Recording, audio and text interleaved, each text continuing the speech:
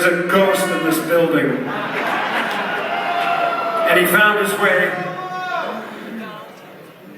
right into my input jack. Right into the cable. Tell us some stories. Tell us some stories about Frank, Steve. You want to hear some Frank stories? Let's hear some Frank stories. Might be more entertaining than this shit. You know, Frank, you couldn't mess around with Frank. He was give it to you straight all the time, and you better be careful what you say. One time he was on this show, the Joe Pine Show. It was like this talk show guy that was kind of like a Howard Stern, real wise guy, you know. And the guy had a wooden leg, right? So Frank goes on the show, and he walks in and he's got his long hair and everything. And the guy goes, huh, with all that long hair, that must make you a woman. Without missing a beat, Frank said, with that wooden leg, that must make you a table. Nice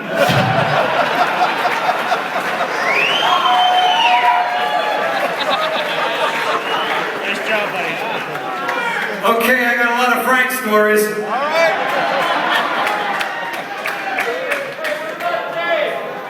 Frank was having auditions, right? And he has all these people coming in. I sat through 60 bass players one time. And one time, this girl comes in, this woman from Northern California. She's kind of popular. Her name is Louise something, I forget. And Frank says, okay, so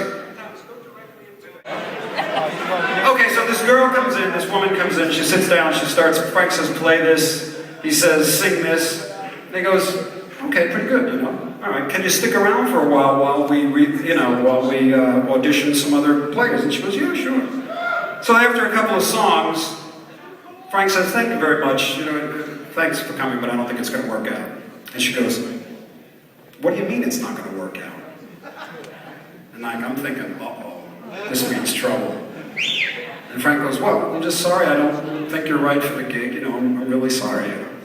And she goes, what do you mean I'm not right for the gig? I came all the way down here, I played okay, you know, I don't understand. Frank says, now I'm thinking I'm waiting for it. Frank says, okay, all right, I know you want to hear what happened, So she goes, well, what do you mean? And Frank's the second time, and Frank says, I'm really sorry, honey, it's just not going to work out, I just don't think you're right for the band. She goes, well, what do you mean I'm not right for the band?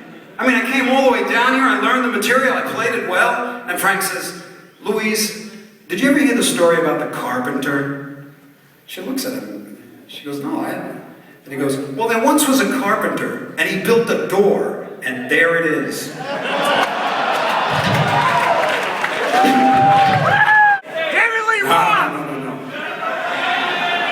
Okay, so, there's God, right? And he's sitting in his big purple chair. And Joe Satriani comes up to him.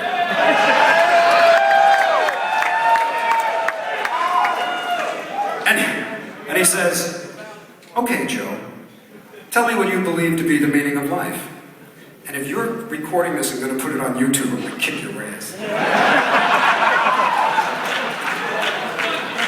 Okay, Joe, tell me what. Joe turns to the Lord and he says, well, Lord, I believe that the meaning of life is to do your best to be the best musician you can be and write the most beautiful songs, greatest melodies, and learn how to shred really great and travel the world. The Lord says, okay, Joe, come and sit by me. Come sit by me. So then I go up to the Lord. The Lord says, okay, Steve Vai, tell me what you believe to be the meaning of life. And I said, well, Lord, I believe the meaning of life is to do your best to learn your craft and express it around the world with freedom and truth and he goes, okay, Steve, come and sit near me. How you doing, Thomas? This is the most extraordinary fucking thing I've ever seen in my whole life. You just take your time, because in 5 minutes this show is canceled and everybody's going to get their money back. Yeah, well, I'll wait all night. Okay, but you got to hear what happens now. Okay. Yngwie comes up, and the Lord says, okay, Ingve, tell me what you believe to be the meaning of life. And Ingve looks at the Lord and says, well, Lord, I believe you're sitting in my chair.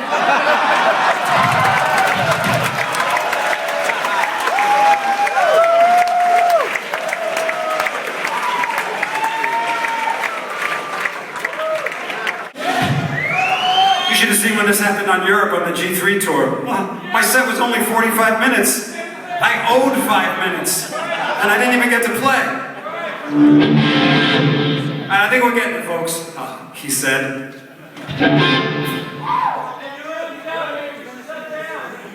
Yeah, there you go. That's right, that's what happened, and you really got me. So, I'm in the studio and I'm recording with Frank, right? And there's a big studio and everybody's in there, everybody's recording. All of a sudden, I'm sitting in the control room and a spider walks across the stage. Nothing.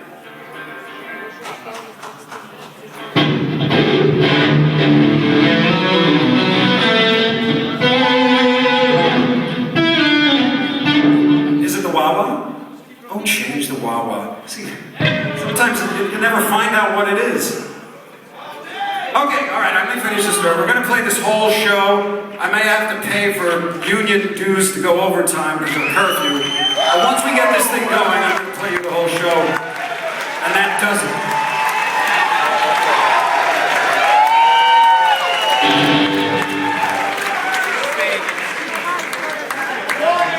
Okay, it was the wah-wah. Should have used a bad horse. Okay, so the spider goes crawling across the floor, and Frank goes, stop, stop. And he stops the entire session. And he walks up to the spider, and I think he's gonna go crack like that, right? And he bends down and he picks up the spider. And he walks out of the studio, he opens the studio, he walks through the hallway to the outdoors, and he lets the spider go outside. And he comes back and he sits down, and he goes, okay, now I'm ready. And I said, Frank, why didn't you just, I thought you were just going to kill that spider. And he says, I know some spiders that have more of a right to live than some humans.